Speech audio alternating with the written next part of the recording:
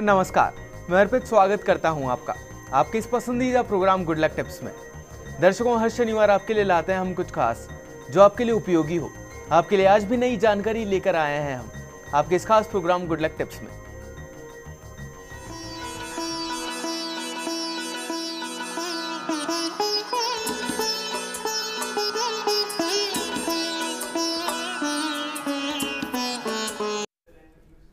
दर्शकों, शादी के इस बंधन में दो इंसानों के साथ साथ दो परिवार भी जुड़ते हैं। विवाह की परंपराओं में 7 फेरों का एक चलन है। हिंदू धर्म के अनुसार 7 फेरों के बाद ही शादी पूरी होती है। लेकिन क्या है 7 फेरों का मतलब और हम कितना समझते हैं इसे? आज इसी को बताने के लिए हमारे साथ मौजूद हैं जाने माने ज्योतिष आचार्य पंडित मुकेश शास्त्री जी। पंडित जी, आपका बहुत बहुत स्वागत है हमारे इस कार्यक्रम में। जय श्री कृष्णा, जय माता की, जय श्री हरि। चलिए तो देर किस बात की है, जानते हैं पंडित जी से इन 7 फेरों का महत्व।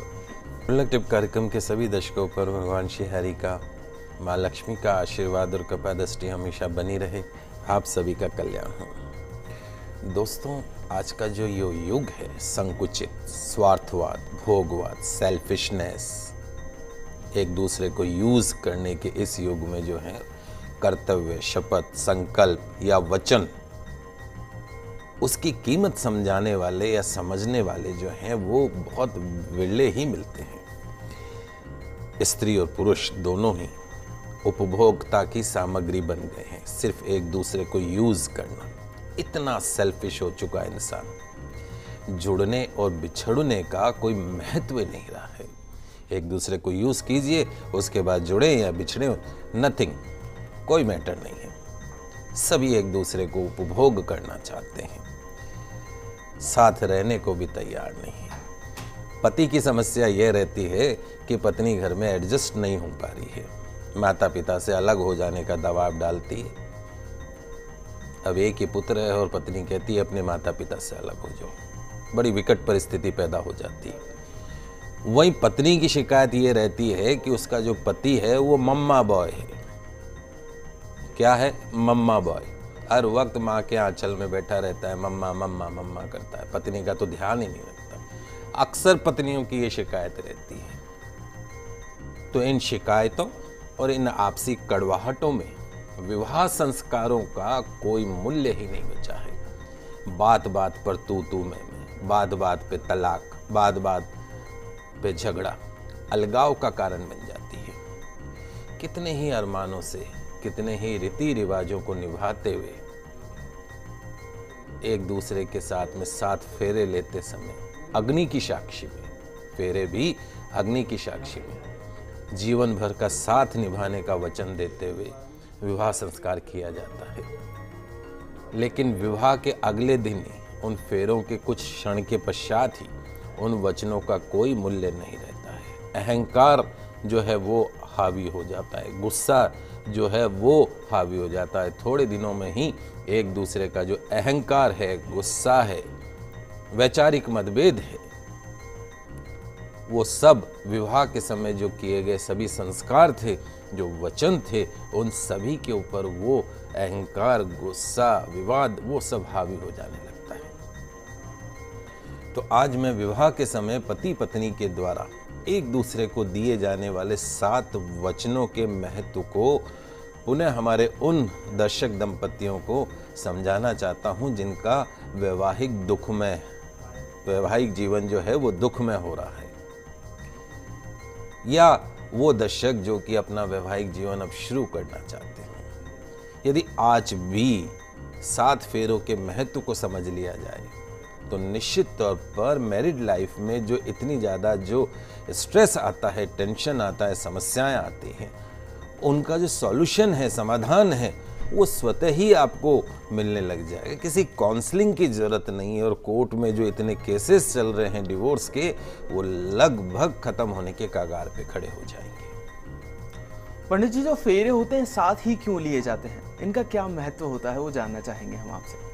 शादी के जो रिश्ते को जोड़ते हैं वो हैं 7 फेरे। हिंदू विवाह प्रणाली में 7 फेरों का सबसे ज्यादा महत्व बताया गया है और शास्त्रों में इन सभी फेरों की अपनी महत्वता है, अर्थ है। 7 फेरे लेते समय वर वधू को जीवन भर साथ रहने और एक दूसरे का साथ देने का ज्ञान देते हैं। 7 फेरों के दौरान वर वधू अग्नि को साक्षी मानकर एक दूसरे को जीवन भर खुश रखने का वचन लेते हैं। तो क्यों लेते हैं हम 7 फेरे? कहा जाता है कि हमारे शरीर में भी 7 केंद्र पाए गए हैं। यदि हम योग की दृष्टि से देखें तो मानव शरीर में जो हमारा जो शरीर है उसमें ऊर्जा और शक्ति के एनर्जी जो होती है, पावर, उसके 7 केंद्र होते हैं। और उन 7 केंद्रों को क्या बोलते हैं? चक्र, जिन्हें चक्र कहा जाता है। विवाह के दौरान यज्ञ और संस्कार के वातावरण में इन 7 फेरों में 7वां जो पद है या परिक्रमा, जिसको हम 7वां फेरा लेते हैं, उसमें वर वधू एक दूसरे से कहते हैं कि हम दोनों अब परस्पर सखा बन गए हैं, मित्र बन गए हैं। तो विवाह में 7 फेरे ही क्यों? तो विवाह के दौरान लिए जाने वाले 7 फेरों की हिंदू धर्म में बहुत मान्यता है। लेकिन यहाँ पे गौर करने का विषय यह है कि विवाह में वर वधू 7 फेरे ही क्यों लेते हैं? क्या इसकी संख्या इससे ज्यादा या कम भी हो सकती? 6 फेरे, 8 फेरे, 9 फेरे, 10 फेरे, वचन है कितने ही ले लो। जब तक 7 फेरे पूरे नहीं हो जाते तब तक विवाह संस्कार पूरा नहीं माना जाता है। आजकल 4 फेरों का भी नियम है। भारतीय संस्कृति के अनुसार ये जो 7 अंक है वो बहुत इंपॉर्टेंट है, महत्वपूर्ण है। सालों में ही 7 अंक की संख्या में मानव जीवन के लिए बहुत विशिष्ट मानी गई है। लोक परलोक जो हैं तक में 7 अंक की महत्वता मानी गई है। और भारतीय संस्कार में विवाह से लेकर लोक परलोक तक फैला हुआ है पूरा 7 अंक का महत्व। यदि हम सब कुछ देखें, नजर घुमाकर देखें, तो सूर्य प्रकाश में रंगों की जो संख्या है वो भी 7 होती है, सतरंगी। वहीं यदि संगीत की बात करें तो उसमें भी स्वरों की संख्या होती है 7, सा रे गा मा प ध नी। और पृथ्वी के समान ही लोकों की संख्या भी है 7। कौन कौन से? भू, भुआ, स्वहा, महा, जना, तपा और सत्य। सिर्फ पृथ्वी क्यों, लोक परलोक में भी गाया जाता है 7 अंकों की महत्वता का गुणगान। दुनिया में 7 तरह के पाताल, कौन कौन से? अतल, वितल, सुतल, तलातल, महातल, रसातल और पाताल है। द्वीपों और समुद्रों की संख्या भी मिलाकर 7 हो जाती है। प्रमुख जो पदार्थ भी जो है वो 7 है। कौन कौन से? गोरोचन, चंदन, स्वर्ण, शंख, मृदंग, दर्पण और मणि, जो कि शुद्ध माने जाते हैं। और मानव जीवन से प्रमुख क्रियाएं भी जो हैं वो 7 हैं। जैसे कि जो आप डेली रूटीन जो आप करते हैं, कौन कौन से करते हैं? शौच, मुख शुद्धि धातु, स्नान, ध्यान, पूजा पाठ, भोजन, भजन और निद्रा, सोना। पूजनीय जनों की संख्या भी 7 है। कौन कौन से आपके जीवन में पूजनीय जन हैं? 7। ईश्वर, पहला हो गया ईश्वर, दूसरा गुरु, तीसरा माता, चौथा पिता, 5वां सूर्य, 6ठा अग्नि और 7वां अतिथि। और इंसानों के अंदर जो बुराइयां हैं वो भी 7 की संख्या में है। कौन कौन सी बुराई हमारे अंदर हो सकती या है? पहला तो है ईर्ष्या, दूसरा है क्रोध, गुस्सा, तीसरा है मोह, आकर्षण, चौथा है द्वेष, 5वां है लोभ, 6ठा है घृणा और 7वां है कुविचार। ये जो 7 तरह के दोष है हर इंसान में होते हैं। बड़ा ही मानव शरीर बड़ा ही भगवान ने अजीब सा बनाया है। कोई भी हो, हर इंसान, मेरा ये मानना है कि हर इंसान 2 चेहरे लेके घूमता है। आप और हम किसी को भी देख लीजिए, हम घर के अंदर तो दूसरी तरीके से रहेंगे और घर के बाहर जाके दूसरी तरीके से। बाहर तो ऐसे वेल बिहेव्ड रहेंगे, इतना अच्छी तरीके से बातें करेंगे कि हमसे अच्छा कोई नहीं, और घर आते ही पत्नी को उठा के एक रेपट मार देते हैं। ये जो ड्यूअल नेचर है इंसान की, वो प्रकृति की दी हुई है। तो वेदों के अनुसार 7 तरह के स्नान भी होते हैं। कौन कौन से स्नान होते हैं? मंत्र स्नान, भौम स्नान, अग्नि स्नान, वायव्य स्नान, दिव्य स्नान, करुण स्नान और मानसिक स्नान भी होता है। मानसिक स्नान मतलब अब जल वल नहीं है, लेकिन आपने ध्यान किया है प्रभु का कि मैंने स्नान कर लिया है, तो वो भी एक मानसिक स्नान होती है। पंडित जी, अब हम आपसे जानना चाहेंगे कि फेरों के समय जो वचन होते हैं उनका मतलब क्या होता है, क्या महत्व होता है उनका?